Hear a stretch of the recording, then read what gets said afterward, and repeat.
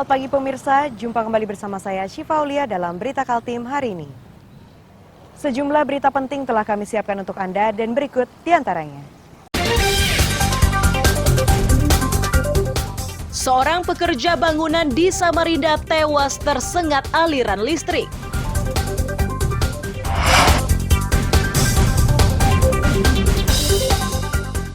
Aktivis lingkungan di Samarinda gelar aksi di depan kantor Gubernur Kaltim terkait maraknya dugaan tambang ilegal.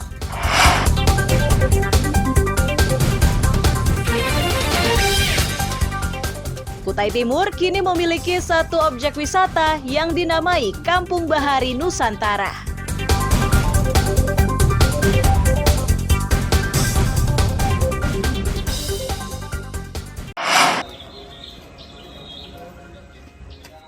Lokasi kerja kantor Badan Pengelolaan Keuangan dan Aset Daerah atau BPKAD Samarinda, Minggu sore geger menyusul kematian salah satu pekerja. Korban tewas akibat tersengat aliran listrik yang menempel di pipa besi. Rekan korban menyatakan mereka saat itu tengah mengerjakan pondasi tempat parkir. Secara tiba-tiba korban teriak strum. Teriakan tersebut menyebabkan beberapa rekannya berhamburan, sedangkan korban gagal menyelamatkan diri. Angkat. Siapa, Pak? Ya, tutup, Pak. Sudah ya? Oke ya.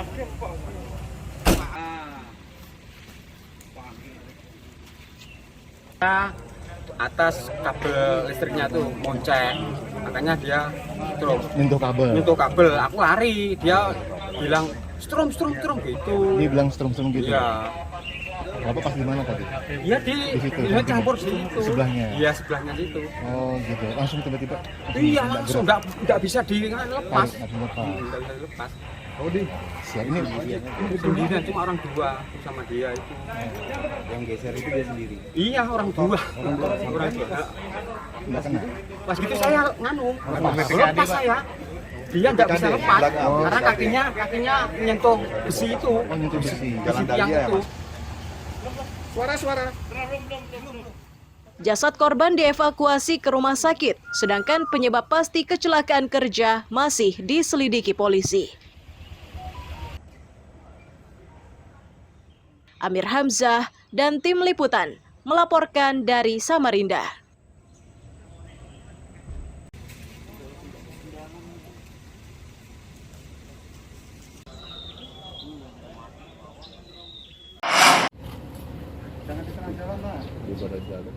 Pemilik sepeda motor dan gerobak yang dirazia petugas gabungan di Tanjung Redep Berau Senin siang ini agar memindahkannya ke tempat yang jauh dari jalan. Itu dilakukan karena kendaraan tersebut diparkir di atas badan jalan dan mengganggu arus lalu lintas.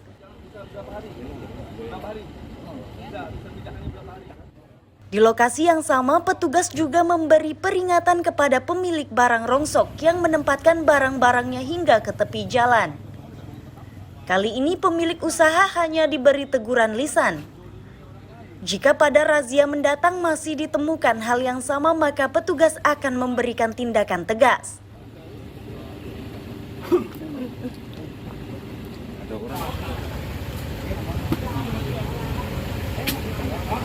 Kemarin ada rapat forum lalu lintas dan angkutan jalan membahas terkait parkir di badan jalan yang mengganggu pergerakan lalu lintas. Nah, hasil rapat kita di hari Kamis kemarin tanggal 25, kita sepakat melaksanakan sosialisasi lapangan pada hari ini. Nah, ini yang kita laksanakan hari ini.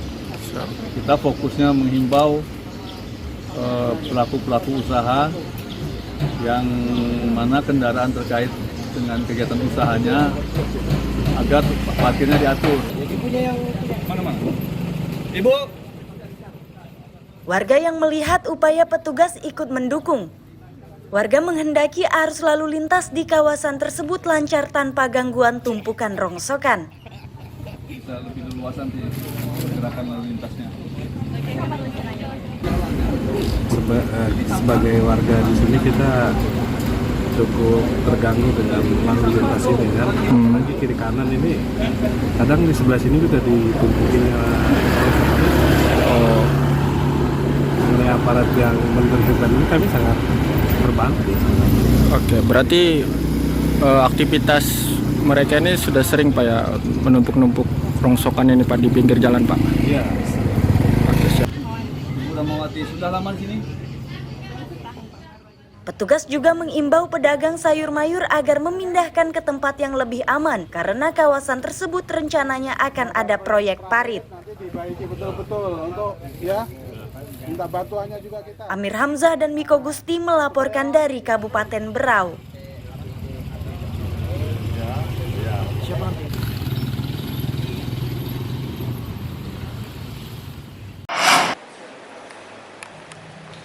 Satreskoba Polres Penajam Pasir Utara meringkus 2 kurir narkoba lintas provinsi.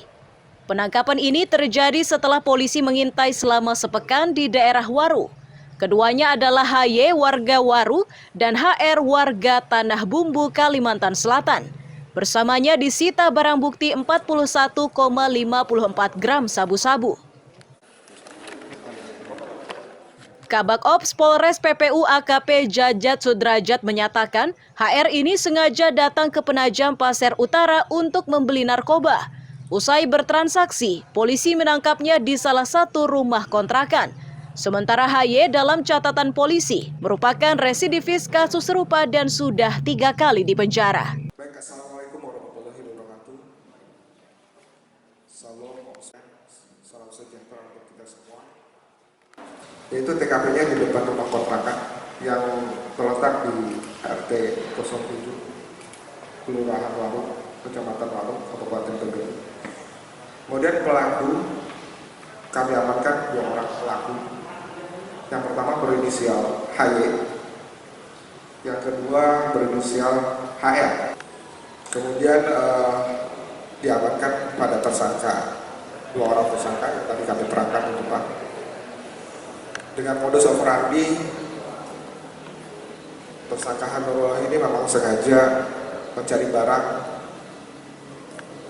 di PPU. Keduanya kini terancam pidana 20 tahun penjara. Polisi pun masih harus bekerja untuk memburu pemasok narkoba bagi kedua tersangka. Amir Hamzah dan tim liputan melaporkan dari Penajam Pasir Utara.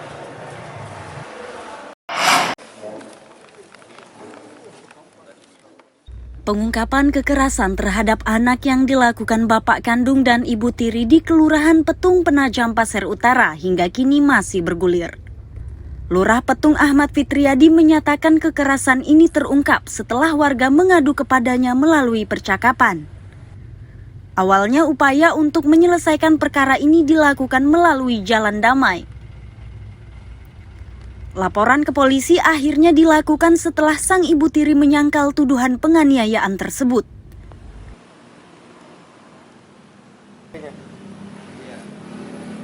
Itu kejadiannya pada saat bulan puasa tahun ini. Kejadian tersebut berupa screenshotan percakapan antara ibu-ibu dengan ibu-ibu. Screenshot itu saya coba dalamin dan kemudian mencari informasi terhadap kekerasan tersebut.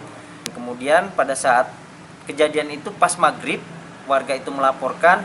Kemudian saya mencoba untuk mengkonfirmasi, menyampaikan kepada piket pospol, habis piket pospol kepada RT untuk mendatangi rumahnya yang kebetulan notabene-nya juga ada di Kelurahan Petung ya. Dengan RT-nya di Kelurahan Petung, saya bersama-sama pihak terkait untuk mendatangi dan mencoba untuk mencari kebenaran dari sebuah laporan tersebut. Kini bapak kandung dan ibu tiri korban ditetapkan sebagai tersangka penganiayaan anak di bawah umur dengan ancaman pidana 4 tahun penjara. Amir Hamzah dan tim liputan melaporkan dari Penajam Pasir Utara.